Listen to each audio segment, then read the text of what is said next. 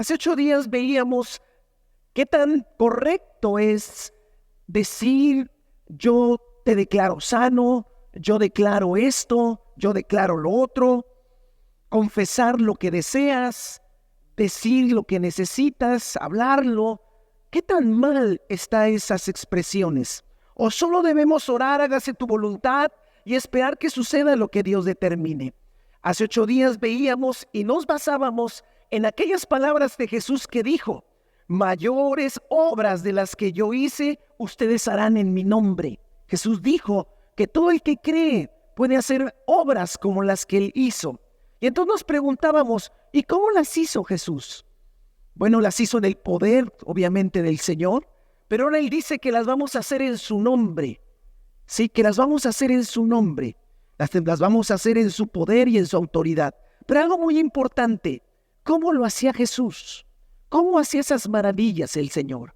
¿Cómo hacía esas obras el Señor? Y nos pusimos a estudiar todos los pasajes del Nuevo Testamento: Mateo, Marcos, Lucas y Juan, donde hay milagros, liberaciones, sanidades de Jesús. Obviamente no están todos, no está la resurrección, no están las palabras que Jesús daba en profecía. Solamente hicimos un pequeño estudio de los registros en los evangelios de los milagros de Jesús. Y encontramos 41 pasajes que registran milagros, repito, sin contar la resurrección, la transfiguración, las profecías y muchas otras cosas. De ahí encontramos que 5 de esos pasajes Jesús hizo milagros por medio de acciones. Le dijo a la gente que hiciera algo, o la gente hizo algo. De esos 41 pasajes, 7 solamente suceden cuando Jesús pone las manos sobre los enfermos o sobre el que va a obrar el milagro. 7. De esos 41, solamente 2 pasajes apelan a la fe de las personas. Pero 27 pasajes de sanidades y milagros suceden cuando Jesús dice algo, cuando Jesús habla, cuando Jesús ordena, cuando Jesús declara. Entonces, la manera más usual en la que Jesús hizo obras milagrosas fue confesando con su boca, declarando, hablando palabras de fe. Entonces, la expresión "yo declaro", di lo que quieras recibir, no está mal, no es antibíblico, no es una herejía. Jesús lo hacía. Y orar, hágase tu voluntad, ¿dónde queda? Las dos cosas se complementan. En nuestra comunión con el Señor hay que empezar por ahí, amados hermanos. Si usted dice: pues yo creo que yo no voy a entrar en ese ámbito de lo milagroso, pues necesita, hermanos, arrepentirse, porque estamos tratando con un Dios sobrenatural. Amén. Estamos tratando con un Dios sobrenatural que dijo por medio de su Hijo Jesucristo: mayores cosas que las que yo hice harán ustedes en mi nombre. Así es que tenemos nosotros que entrar. Pero ¿cómo entrar en ese ámbito de fe sobrenatural? En una comunión con el Señor seria, verdadera, consciente. No una pasadita, no una cosa que hay de vez en cuando, diario. Una comunión con el Señor, donde su Espíritu hablará a nuestras vidas lo que Dios quiere hacer, no lo que yo quiero hacer, lo que Dios quiere hacer. Y entonces, cuando Dios pone en nosotros, en el creyente, lo que el Señor quiere hacer, yo lo creo en mi corazón y lo voy a hablar con mi boca. Este principio que vemos en el actuar de Jesús, ¿sí?, lo vemos en enseñanzas de Él. Él lo hizo y Él lo enseñó. Así es que le voy a pedir que vaya conmigo a Mateo 17 y ahí vamos a comenzar. Mateo 17, versículo 20. ¿Vale? Mateo 17, versículo 20. Búsquenlo en la Nueva Versión Internacional, porque en esa la voy a leer.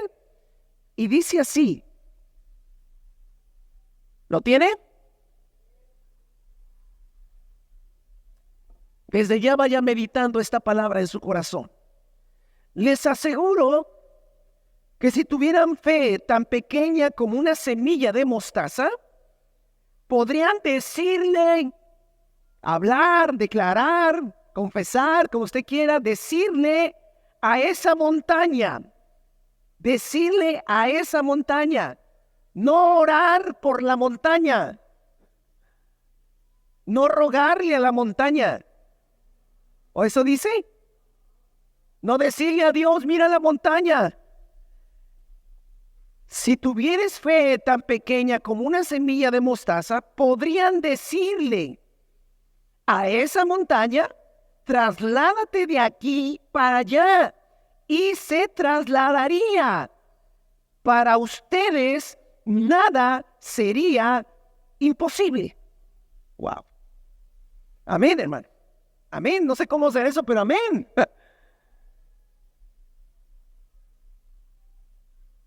Vamos a analizar Mateo capítulo 17, versículo 20 con la ayuda del Señor, en esto que sería palabra de fe parte 4. Y para poder entender mejor todo esto, hermanos, vayamos un poco más atrás, versículo 14, para tener un poquito el contexto del pasaje. Acompáñeme. Versículo 14 dice, cuando llegaron a la multitud, ahorita le explico por qué llegaron.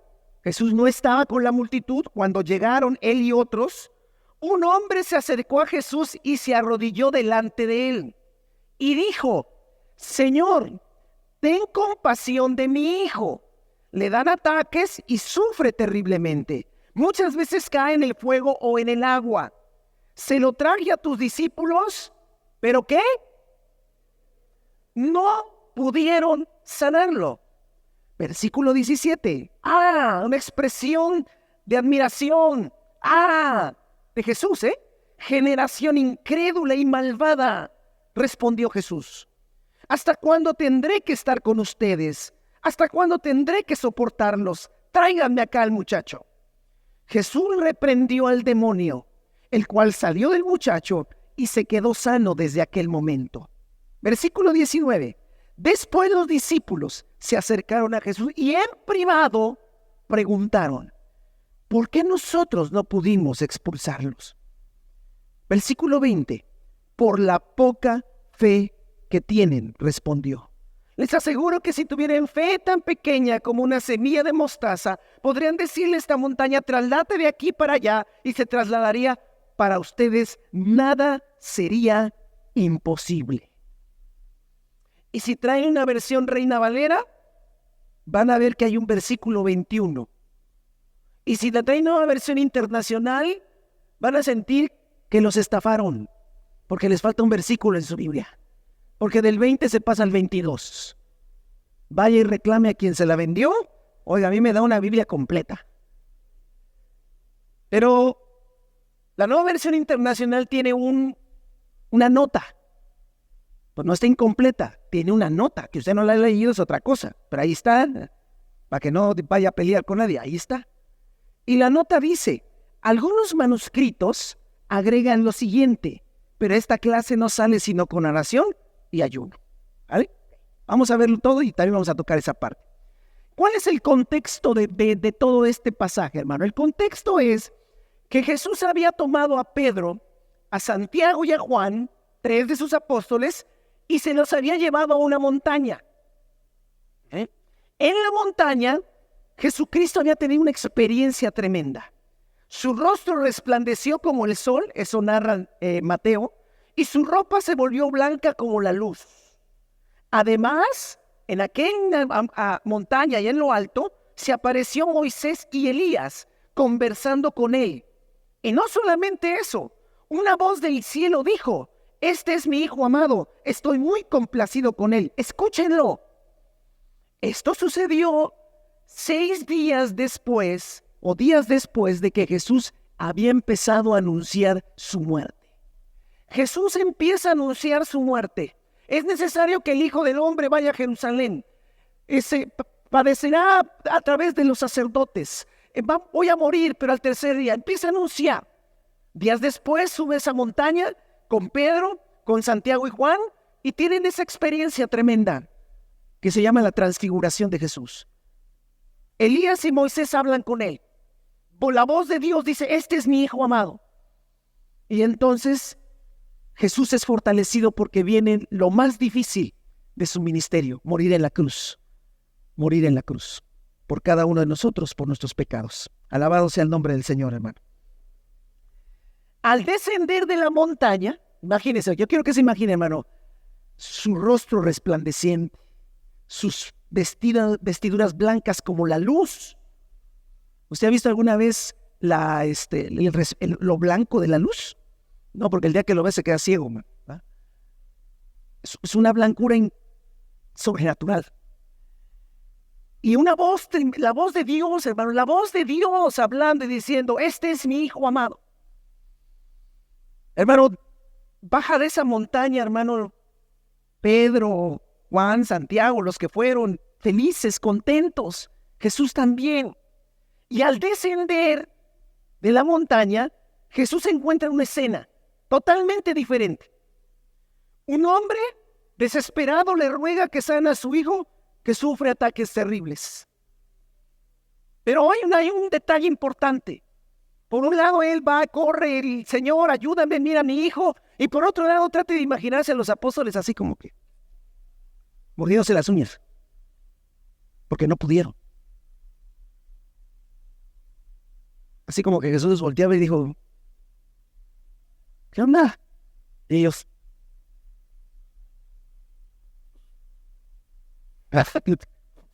yo puse como siempre y nada. Entonces Jesús expresa algo tremendo en el versículo 17, hermanos. Creo que es necesario meditar. Viene el Señor de haber estado en la gloria del Padre. Baja y encuentra un cuadro terrible. Y dice, generación. Esa expresión AH es una expresión entre admiración, disgusto, desesperación, generación incrédula y malvada. ¿Hasta cuándo tendré que estar con ustedes?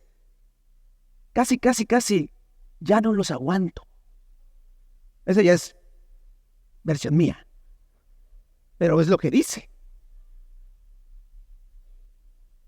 Es que cuando ya no aguantas al marido, ¿hasta cuándo te voy a aguantar? Más o menos así. La palabra incrédulo es interesante porque después lo vamos a ocupar. La palabra griega para fe es pistis. Así en griego dices pistis. Cuando tú buscas la palabra traducida incrédulo dice apistis. No a negación, sin, no tiene fe. Entonces aquí lo que dice literalmente es sin fe. Generación sin fe, incrédula. Nadie tiene fe aquí.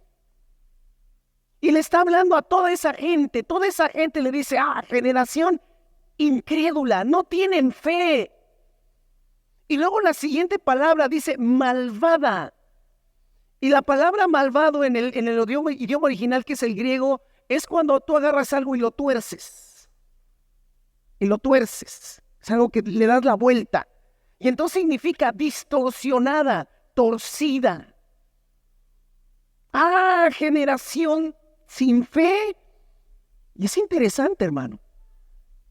Son una generación torcida, distorsionada.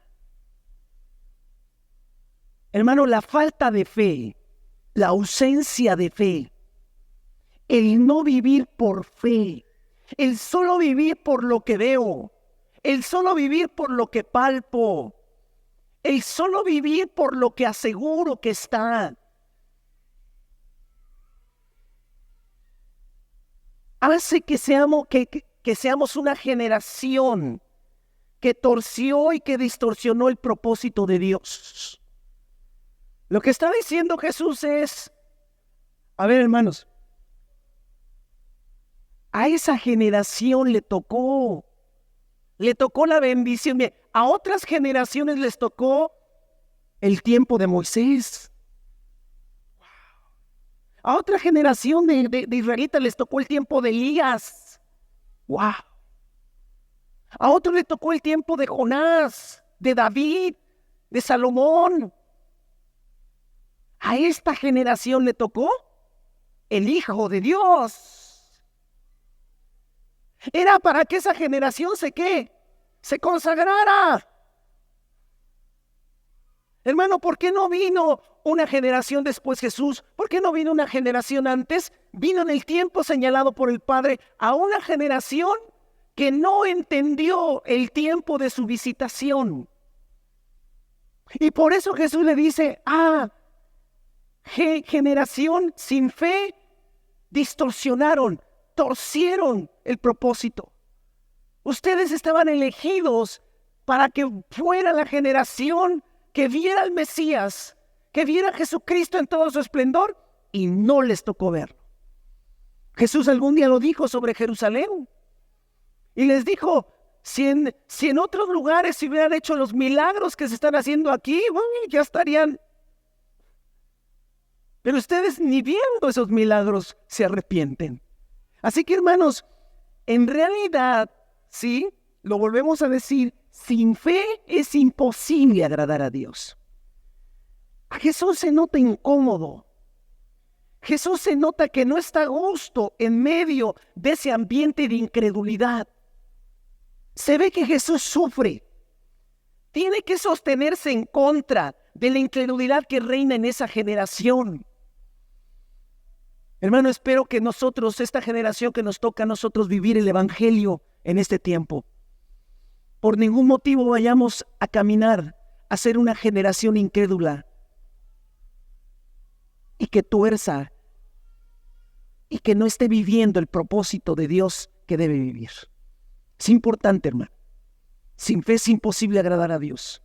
Si en tu casa no hay fe, si en tu casa cuando hay una situación lo primero es correr a las cosas físicas, a las cosas materiales, si todo lo llamas según lo que ves, quiero decirte que no es el ambiente de Dios, no es el ambiente divino, no es el ambiente espiritual, no es el ambiente donde Dios se mueve. No vas a ver milagros, no vas a ver maravillas, si no te detienes y empiezas a confiar en el Señor, aunque no lo veas. Te repito, esta expresión, generación sin fe, generación torcida y distorsionada. ¿Hasta cuándo tendré que estar con ustedes? Me siento incómodo entre ustedes. Me siento, este no es mi ambiente. ¿Hasta cuándo tendré que soportar su incredulidad? Es lo que está diciendo, hermanos.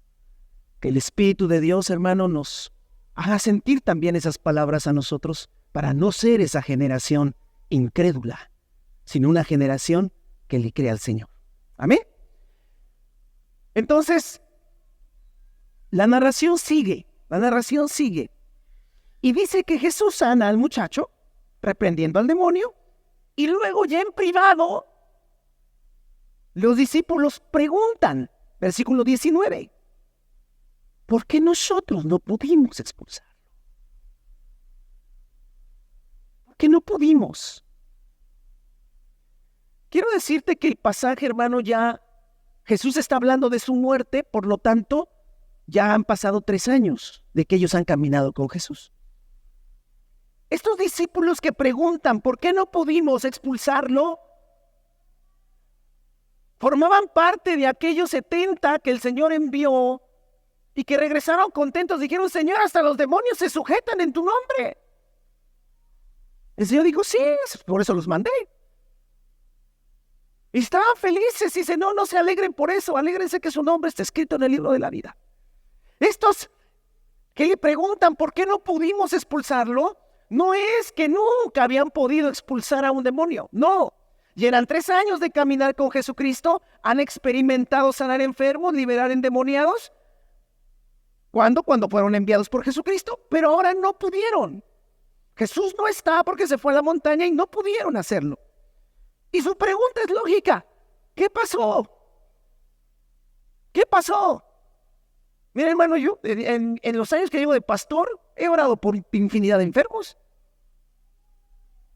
No se han sanado muchos no han sanado. Y yo se le he preguntado al Señor, ¿qué pasó? Hay que preguntarle al Señor. He orado por gente que está endemoniada y ha sido liberada. Unos se han tardado más y a veces le pregunto al Señor, ¿qué pasó? No es malo.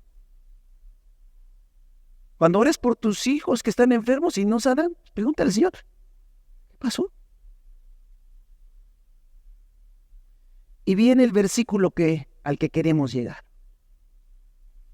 Versículo 20, ¿no? Y la respuesta de Jesús es tremenda. No pudieron por la poca fe que tienen. Y entonces, hermano, me fui a buscar en el original, en algunos diccionarios y libros que ahí puedes encontrar la palabra, y encontré, hermano, que no es la misma palabra de incredulidad, porque la incredulidad es sin fe, apistis. Y esta palabra, cuando Jesús le dice por la poca fe, viene pistis, pero unido a otra palabra que dice oligos. Oligospistis le dijo. No le dijo apistis, le dijo oligopistis. ¿Y qué significa eso, hermano? Significa, solo la palabra oligos, significa diminuto en extensión, grado, duración o valor. Tienen una fe que solamente en un microscopio la puede ver. Diminuta. Ojo, hermano. No eran incrédulos. Cuando Jesús dijo, generación incrédula, no estaba hablando de sus discípulos. No estaba hablando de sus discípulos, estaba hablando de la gente.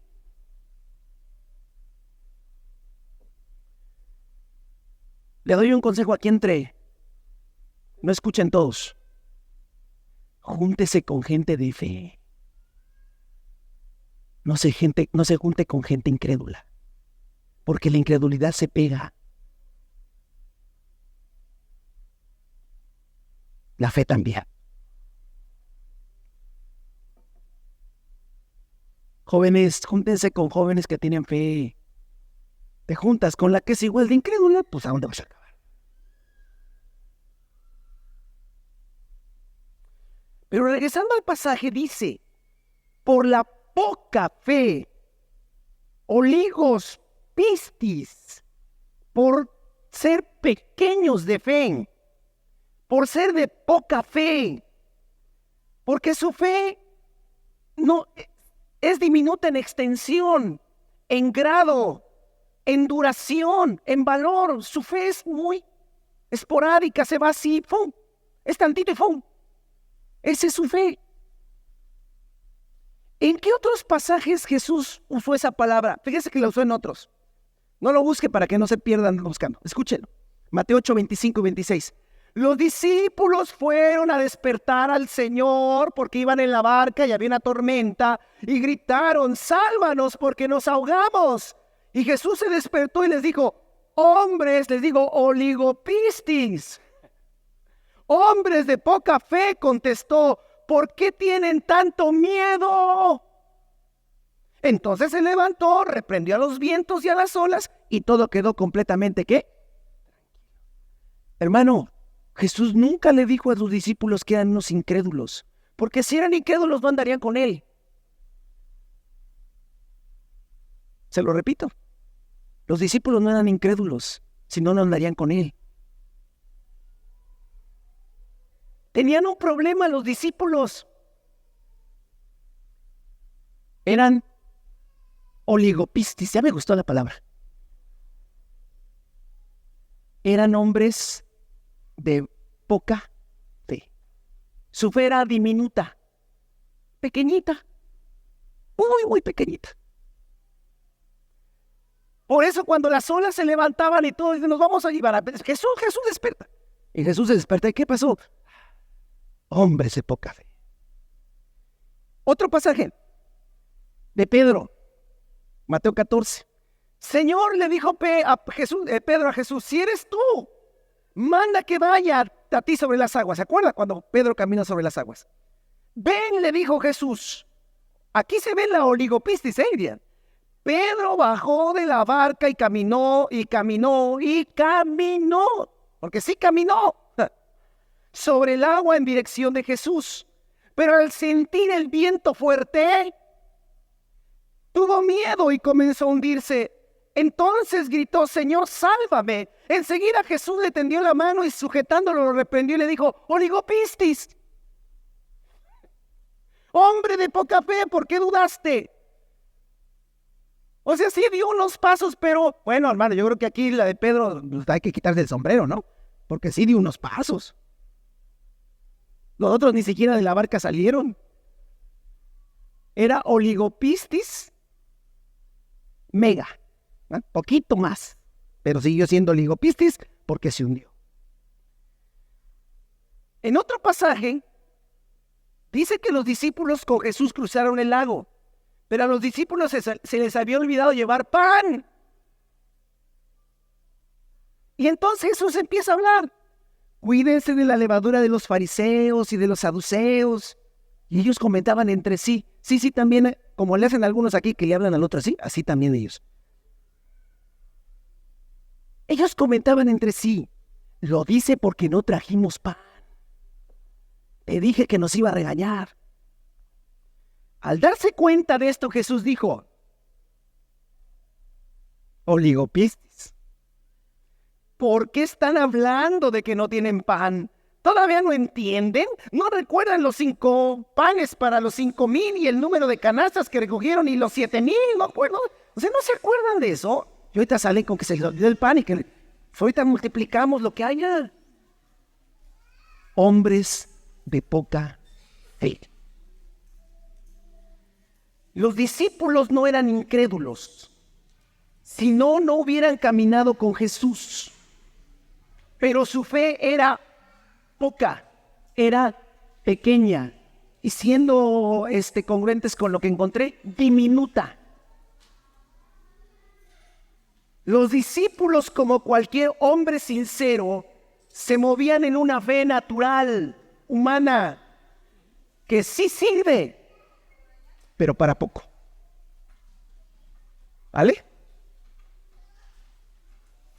Y yo creo que este mensaje, hermano, nos debe despertar a todos. ¿Por qué? Porque tú también tienes oligopistis. Bueno, algunos son algunos no tienen fe. Pero muchos de ustedes, y yo me incluyo, tenemos oligopistis.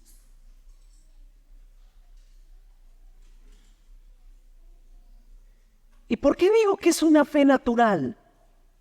Porque aseguro que esa fe es una fe humana.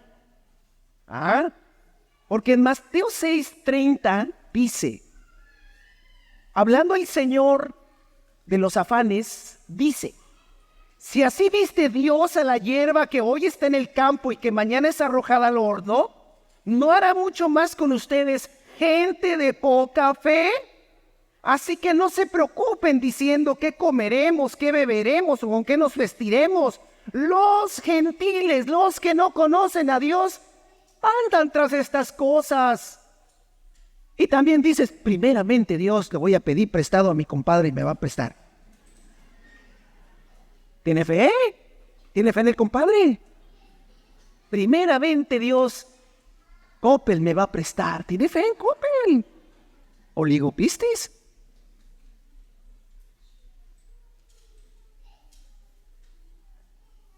Entre los seres humanos existen 2 tipos de personas: los incrédulos y los que creen.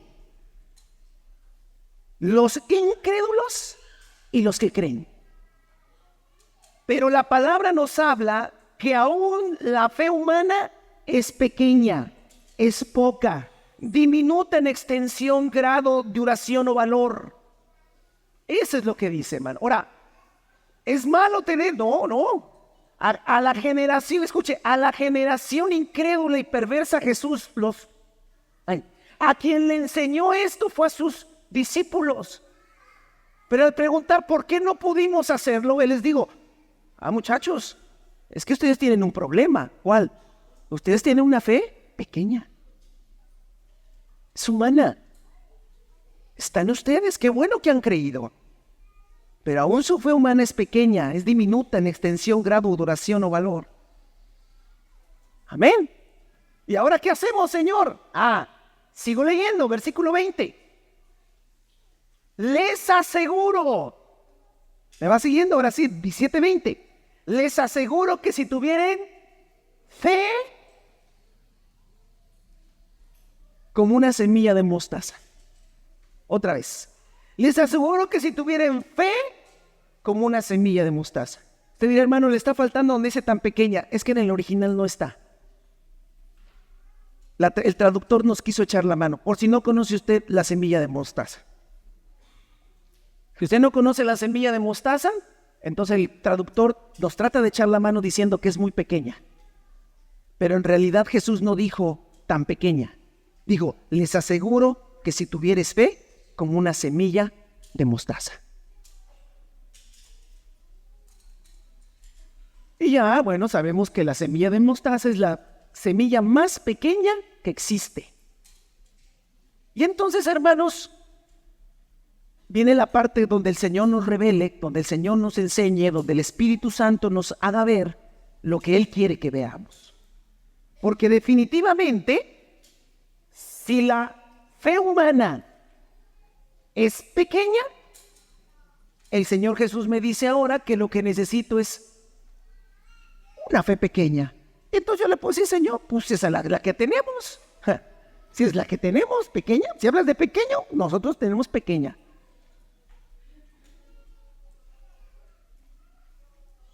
Definitivamente, hermano, esta fe de la que habla Cristo es una fe divina. Es una fe que viene de Él. Es la fe de Dios. Es la fe de Cristo. Es la fe que está en Él. No es la humana, hermano. Y no estoy diciendo que la humana no sirva. Por eso estamos aquí, hermano. Porque creemos. Por eso vamos a su palabra, porque creemos. Por eso le cantamos, porque creemos. Pero para hacer las obras, para ver los milagros sobrenaturales, para ver aquellas cosas, hermano, que no veo, pero que tengo la certeza de que ahí están y de lo invisible vendrán a lo visible. Para ese ambiente de lo milagroso, de que Dios se manifieste, de que Dios haga cosas sobrenaturales en nuestras vidas, sí o sí necesitamos una fe mayor a la nuestra. Y quizás no creo que no usé la palabra correcta, no una fe mayor, una fe diferente a la nuestra. Porque en realidad Jesús no está hablando de gran fe. Jesús no está hablando de toneladas de fe. Está hablando de un tipo de fe. De un tipo de fe. De una clase de fe que obviamente está en el Señor. Que obviamente está en Dios. Que obviamente está en Él. Que Él trajo a la tierra para manifestar a los hombres. Amén, hermanos. Esta misma expresión, semilla de mostaza, Jesús la usó en Mateo 13 cuando habló del reino. La palabra del reino. Cuando habla, hermano, de sembrar la palabra del reino. Y dijo, porque la palabra es como una semilla de mostaza, que es la más pequeña de todas las semillas, pero da una hortaliza grande que hasta parece árbol, pero en sí no es un árbol. Tan grande es que las aves del cielo hacen nido en ella. Está hablando del poder del evangelio, del poder de la palabra, del poder sobrenatural Porque, hermano, la palabra del Señor dice, no me avergüenzo del Evangelio, porque el Evangelio es poder de Dios. El Señor está diciendo, hermano, en esta hora a los discípulos y a nosotros, que no andemos buscando fe en nosotros mismos, porque esa fe es pequeña. No es mala, la necesitamos, pero no es la fe que nos va a alcanzar, hermano, para hacer las obras que el Señor hace y quiere que hagamos. Esa fe, hermano, es una fe milagrosa, es una fe divina, es una fe que está en el Señor. Quiero que me acompañe a Gálatas capítulo 2, por favor. Versículo 20 lo voy a leer en la Reina Valera 60, porque hay una sintaxis que me ayuda. Gálatas 2:20 dice, lo voy a leer en Reina Valera 60. Con Cristo estoy juntamente crucificado. Ya no vivo yo, mas vive Cristo en mí. ¿Cuántos dan gloria a Dios, hermano? ¿Cristo vive en ti? Amén. Cristo vive en mí, hermano. Yo creo que Cristo vive en mí. Y lo que ahora vivo en mi cuerpo, en mi carne, aquí carne no es la maldad, sino el cuerpo, y ahora lo que vivo en el cuerpo, lo vivo en la fe del Hijo de Dios. Y busqué, hermano, el griego para ver, no sé mucho, sé muy poco, pero algunas cosas sí las alcanzo a recordar. Y, hermano, está en una composición donde la fe es de Él, Hijo de Dios. O sea, le pertenece a Él. ¿Me entiende? Y entonces Pablo nos dice aquí que al estar crucificados con Cristo, ya no vivimos nosotros, mas es Cristo el que vive ahora en nosotros, y que ahora el depósito, que es nuestro cuerpo, se mueve, vive y se mueve en la fe, ya no propia, ya no en mi fe, porque podría decirse, lo que vivo lo vivo en la fe, en el Hijo de Dios. Pero en realidad está diciendo, vivo en la fe del Hijo de Dios. No es lo mismo vivir en la fe en el Hijo de Dios que vivir en la fe del Hijo de Dios. Son dos cosas diferentes, hermano. Una es yo tengo fe en la persona, y otra es que esa persona puso su fe en mí. Y eso es lo que realmente significa, hermano, cuando el Señor Jesús les dijo, es que su fe es pequeña. Si tuvieran fe como una semilla de mostaza, estamos hablando de la fe del reino, estamos hablando de la fe de Dios, estamos hablando de la fe de Cristo. Y esto es el Evangelio, hermano. No vivimos para nosotros mismos, no vivimos para nosotros mismos. Y yo me tengo que repetir todos los días que no vivo para mí mismo. Y tú tienes que repetirte todos los días que no vives para ti mismo ni para ti misma.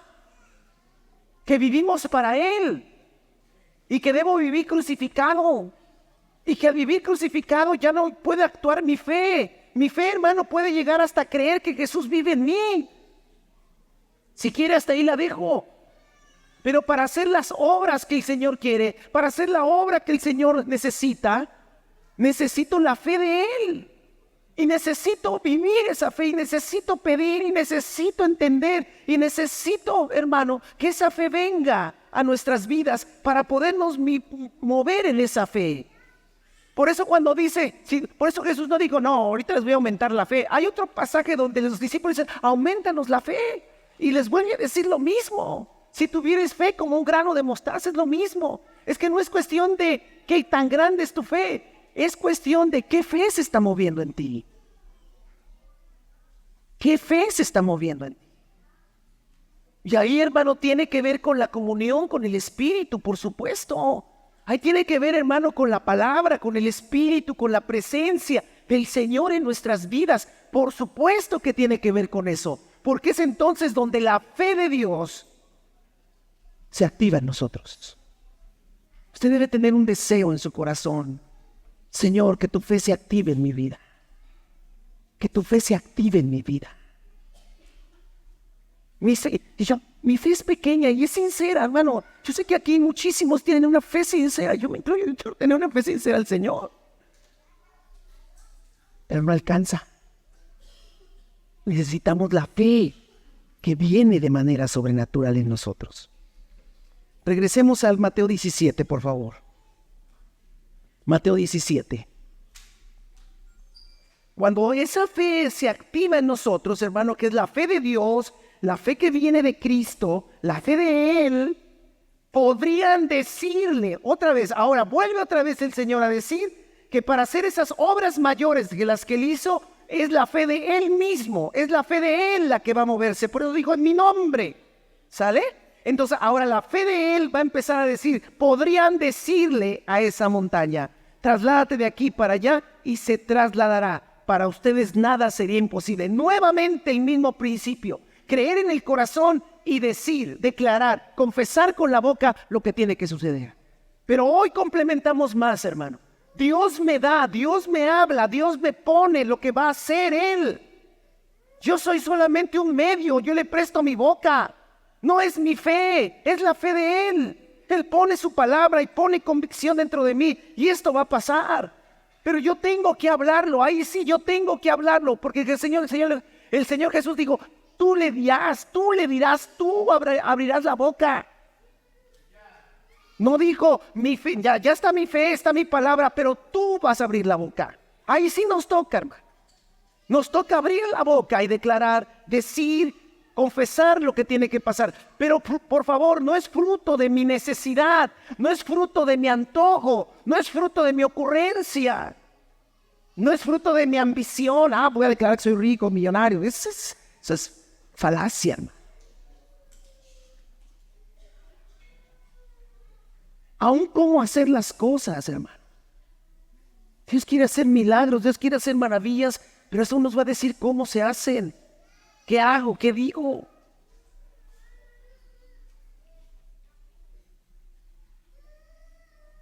Recuerdo una ocasión fui a ver a un hermano. Y en aquella ocasión, yo sé que usted me va a pensar que soy de los hombres que usan estas cosas. El vaso de agua. Pero sí recuerdo una vez haber usado un vaso de agua. Vamos a orar por un hermano y le dije, hermana, y fue porque yo lucho mucho también. A ver, Jorge, no te inventes cosas, tranquilízate, ¿ah? Pero también llega un momento donde dice, a ver, ¿y si Dios lo quiere hacer? Y yo le dije, hermana, a su esposa, ¿me regala un vaso de agua? Sí, hermano, rápido, me trajo un vaso, pensé que me lo iba a tomar yo. Digo, no, vamos a orar, hermano, cuando yo esté orando por usted, se la toma. Y esa fue una de las sanidades, hermano, que vimos. ¿Sabe cuántas veces he vuelto a ocupar eso? Y una más. Porque no son recetas, es guía del Espíritu.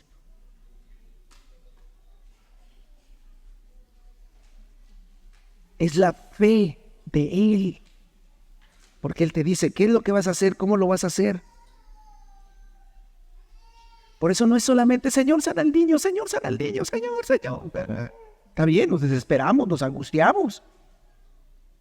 Señor, ¿cómo lo vas a hacer? Me dices cómo lo haces y yo lo hago.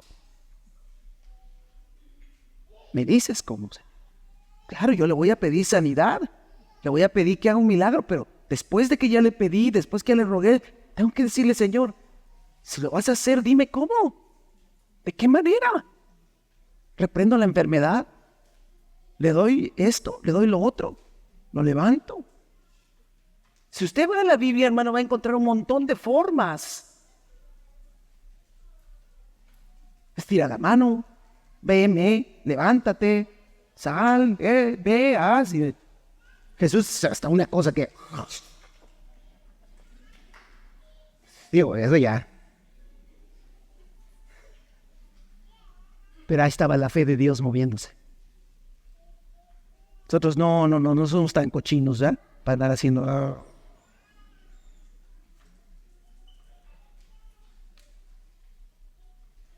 Pero hermano, al final de cuentas, tenemos nosotros que decirle a la montaña, trasládate de aquí para allá, y se trasladaría. Para ustedes, nada sería imposible. Así que hermanos, en esta mañana, Creo que cada uno de los que estamos aquí, primero tenemos que resolver, ¿somos incrédulos o sí creemos? Si usted es un incrédulo, debe arrepentirse, porque usted no le agrada a Dios. Porque sin fe es imposible agradar a Dios. Hebreos 11:6. Si usted es un incrédulo, no le agrada a Dios. Así que tiene que arrepentirse y decir, perdóname. Yo quiero creer en lo que dice tu palabra. Pero si usted es una persona que sí cree, que tiene tiempo, que es un creyente, un discípulo, un seguidor de Cristo, hoy el Señor nos está hablando, amados hermanos, que para estos últimos tiempos, porque estamos en los últimos tiempos, necesita una generación de creyentes que no solamente nos quedemos en una fe humana, que es buena, sino que el Señor quiere llevarnos a avanzar, a ser una generación, hermano, que no en un culto, que no en una reunión especial, no en un momento donde hay cámaras y no, en el día a día, hermano, sucedan milagros. Ahí en el mercado, cuando va a una fiesta, cuando está en su casa, cuando va al trabajo, a la escuela, empieza a haber milagros. Ahí en la vecina que se siente mal, usted llega y Dios hace una obra milagrosa. Eso tiene que empezar a suceder. ¿Pero qué necesitamos? La fe de Él. La fe. Señor, ¿cómo es? ¿Cómo actúa? Yo sé que está mis hermanos, pero ¿cómo? Pues hasta ahí llegué, hermano. ¿Cómo? Yo no digo, Señor, activa. Estamos en la alabanza. Algo me pone el Señor. Activen esa fe. Activen esa fe. Ahí está. Créanla y actívenla. Esperen creyendo que Dios hablará. Esperen y escuchen que Dios actuará. Pero una vez que tengas convicción de que algo va a pasar, háblalo, hazlo, decláralo. Párate y la montaña se moverá. Porque es el Señor, no soy yo. Antes de dar gracias por esta palabra, hay una nota final.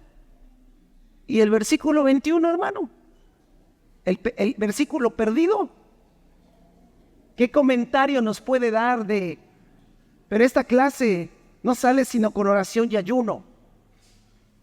Porque dice que algunos manuscritos agregan o tienen eso. Porque para sacar el texto base en griego, que no hay nomás uno, hay varios, para sacar un texto base completo de todos los 27 libros del Nuevo Testamento, ¿de dónde se sacan las traducciones a los idiomas? ¿Sale? Hay un texto base. Para sacar ese texto base, se trabajó con los manuscritos existentes. El Nuevo Testamento, hermano, tiene muchos manuscritos, copias hechas a mano existentes. Hay más evidencia literaria de la Biblia que de cualquier otro libro antiguo. Más que la gente a veces habla. ¿Y cómo sabemos que eso es verdad? Hablan nomás, repiten por repetir. De los libros antiguos, porque la Biblia es un libro antiguo, es el que tiene mayor número de manuscritos. Bueno, de esos manuscritos, muchos, cuando sacan el texto base, se encontraron con que algunos manuscritos tienen el versículo 21 y otros no lo tienen.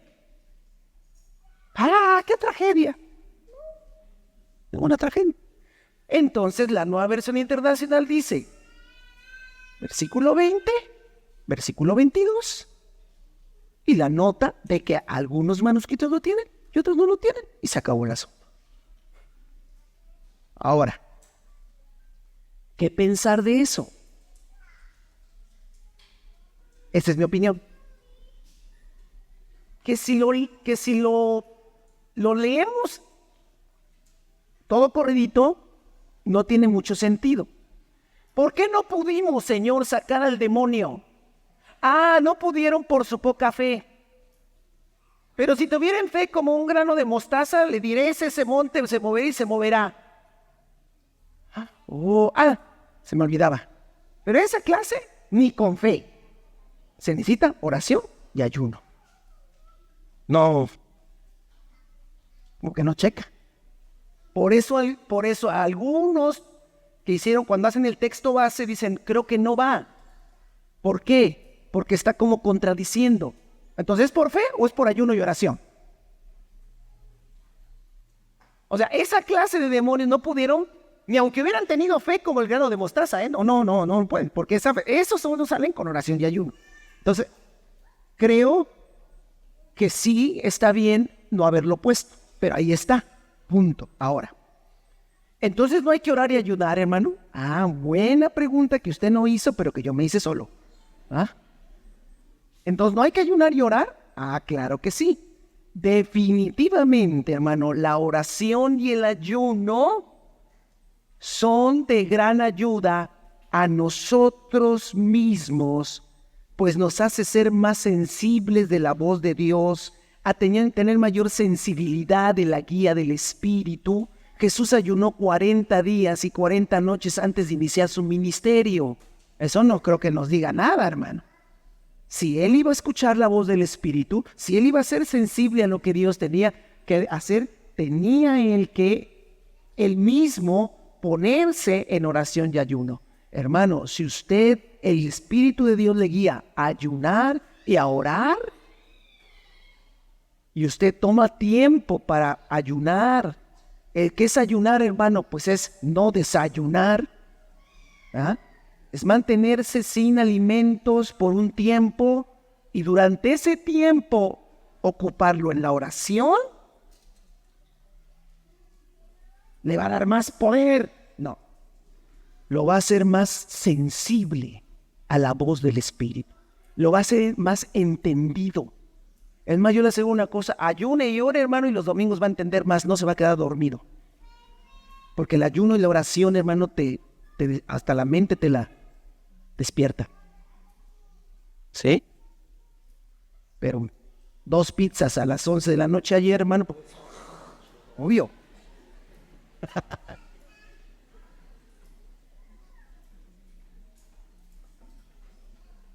Entonces, ¿estamos en contra del ayuno y la oración? No, definitivamente no. Pero no como un medio que me va a dar cierta autoridad. Entonces, si ayuno más y oro más, tengo más autoridad. No, si ayuno más y oro más, puedo tener mayor sensibilidad, mayor entendimiento, ser más dócil a estar crucificado con Cristo. Ser más dócil a vivir crucificado con el Señor. Ser más dócil a entender. Todos los hombres, Pablo ayunó, sí. Los apóstoles ayunaban, sí. Jesús ayunó 40 días y 40 noches antes de empezar su ministerio. Después ya no ayunó, no. Y después decían, oye, tu maestro no ayuna ni ustedes. En cambio, Juan el Bautista, sus discípulos los traía, pero cortitos. Él dijo, no, pues es que no pueden ayunar los que están de fiesta. Pero un día el novio será quitado y entonces ayunarán. Hay que ayunar, hermanos. No le impongo una carga, hay que ayunar. Jóvenes, es que tengo muchos problemas, no entiendo nada. Ponte a ayunar porque el problema eres tú. No, es que mi esposa, el problema eres tú, hermano. Estás hecho un nudo, estás hecho un lío. Es que necesito platicar un psicólogo cristiano. No, lo que necesitas es ayunar, orar y derramar su vida delante del Señor para que el Señor le dé unos golpes en la cabeza y le organice las ideas.